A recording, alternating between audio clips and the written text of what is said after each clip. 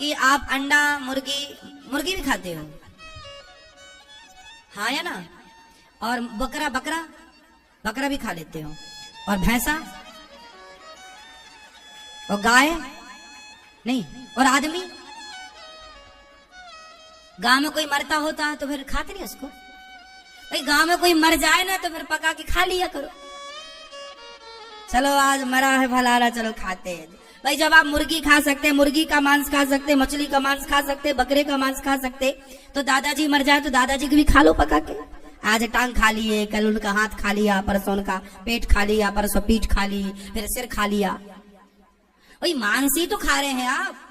तो जब आप मछली का खा सकते हैं, मुर्गे का खा सकते हैं, बकरे का खा सकते हैं, तो आदमी का क्यों नहीं? और आपका क्या भरोसा, कल को आदमी का भी खा जाओ तो थोड़ी बताओगे क्यों? जो मछली मुर्गी बकरा बकरी खा सकता है उसको आदमी खाने में क्या प्रॉब्लम है? क्यों मैया है कोई दिक्कत उसको? उसको कोई आदमी का पका के रख दे मांस तो थोड़ी वो पहचान पाएगा कि आदमी का। बताओ मांस क्यों खाते हो आप? अच्छा लगता है? आप अपनी ये उंगली काट के दे दो, हम भी इसको खाएंगे। कटवाओ फिर, है ना? दर्द होता है कि नहीं जब अपनी उंगली में कांटा लग जाए या चोट लग जाए? दर्द होता कि नहीं? हाँ या ना? बता भैया, बताएंगे आज पूरी बात आपसे होगी। दर्द होता है? तो फिर जब आप मछली को मारते होंगे, मुर्गी को मारते होंगे, इससे दर्द नहीं होता होगा? अब आप बोलते हैं हम मारते नहीं हैं। अरे भैया वो मरती भी तो आपके लिए ही है। मछली मुर्गी की दुकान में ना मुर्गी जिंदा होती है, जब आप ग्राहक बन के जाते हैं ना तभी वो मारता उसे। तो मरी किसके लिए? जिम्मेदार तो आप है ना, आप गए तब मरी वो। तो मृत्यु का कारण आप बने ना, और किसी की मृत्यु का कारण जब आप बने तो पाप के भागीदार कौन बनेगा? कौन है जिम्मेदार? तो हत्या किसको लगेगी? फिर हत्यारे कौन है? मारने वाला तो है ही, पर कारण आप है ना, क्योंकि आपके कारण मरी, इसलिए हत्यारे आप ही हैं। क्यों मछली के मुर्गी के ना बाल नोच लिए जाते हैं मशीन में डाल के, उसको दर्द नहीं होता होगा? उस मशीन में अपने को डाल दिया जाए तो सोचो, क्या आपके पास दाल चावल सब्जी रोटी की व्यवस्था नहीं है? भरपेट है तो क्यों मांस खाते हैं? क्या फायदा है? आपने कौन सा, आप 100-200 किलो के हो गए खा के, कौन सी आपके पास ताकत आ गई कि आप छलांग मार दोगे तो समुद्र पार कर जाओगे? क्या विशेषता हुई? आप मांस खाते हो, मैं मांस नहीं खाता, बताइए क्या अंतर है आप और मुझ में? क्या ज्यादा है आपके पास? तो काहे खाते हो मांस? बुद्धि ज्यादा है कि पैसा ज्यादा है कि एनर्जी ज्यादा है कि आप छत से कूद सकते हैं 20 फीट से?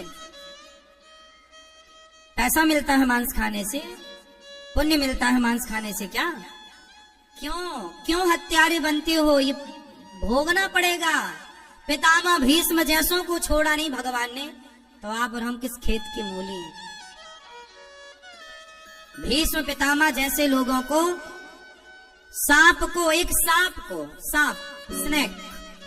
को कांटों के ढेर में फेंका था पितामह ने, बस इतनी गलती हुई थी। एक सांप को कहां फेंका? बबूल के कांटों में। बबूल के कांटों में वो सांप क्या हुआ? छिद गया पूरा कांटा, और कांटों के ढेरी पर सांप ऐसे पड़ा रहा, तड़प तड़प के मर गया। उस पाप का दंड ये मिला पितामह को कि पितामह को भी बाणों की सैया पर लेट करके उस पाप का भाग भोगना पड़ा। तो आप किसी को मार रहे हैं तो क्या बच जाएंगे?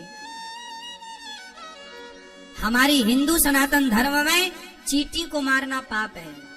आपकी दादी अम्मा, आपकी नानी चींटियों को आटा डाला करती थी, पक्षियों को पानी भर के रखती थी छत में और दाना डालती, गाय की रोटी निकालती, कुत्ते को रोटी देती। ये भारतीय परंपरा।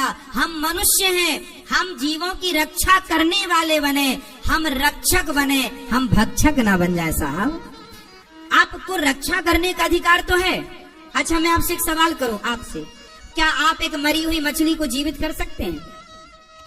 तो जब मरे को आप जीवन दे नहीं सकते तो किसी का जीवन छीनने का अधिकार आपको किसने दिया? सही है? आप सही करते हैं कि गलत करते हैं? तो आज से गलत काम करोगे? सही बता, पक्का वादा, आज से मांस खाओगे? हाँ, है हिम्मत कहने की कि हाँ अब नहीं खाएंगे, और छोड़ने की छोड़ देंगे? अंडा, मछली, सारा मांसाहार आज से सात्विक जो खाओगे पहले भगवान जी का भोग लगा के खाना। पक्का? भूल तो नहीं जाओगे? कुछ लोग कहते हैं कि महाराज जी अन्न में भी तो जान होती है, मछली में भी जान होती है, मुर्गे में भी जान होती है, और अन्न में भी जान होती है, तो हम जान चाहे अन्न की खाएं या मछली की खाएं एक ही? नहीं, एक बात नहीं है, अंतर है। एक बात बताओ, ये जितनी स्त्रियां बैठी हैं सबको स्त्री कहा जाता है, सारी स्त्रियां हैं, लेकिन जो आपकी पत्नी है उसे भी स्त्री कहते हैं। ये भी स्त्री है, लेकिन वो भी स्त्री है जो आपकी पत्नी है। तो सारी स्त्री और आपकी स्त्री में क्या अंतर है? आप बताओ। क्या सारी स्त्रियों का आप हाथ पकड़ सकते हैं? क्या सारी स्त्रियों को आप कह सकते हैं कि ये मेरी स्त्री है? लेकिन आप अपनी स्त्री को कह सकते हैं कि ये मेरी स्त्री है। स्त्री तो सारी है, लेकिन उस सारी स्त्रियों में एक स्त्री को आप कह सकते हैं अधिकार से कि ये मेरी है। क्या सारी को आप यहाँ किसी का हाथ पकड़ के कह सकते हैं कि ये मेरी स्त्री है? नहीं कह सकते। क्यों? जबकि सारी स्त्रियां हैं, लेकिन आप एक को कह सकते हैं कि ये मेरी है, जो आपकी है।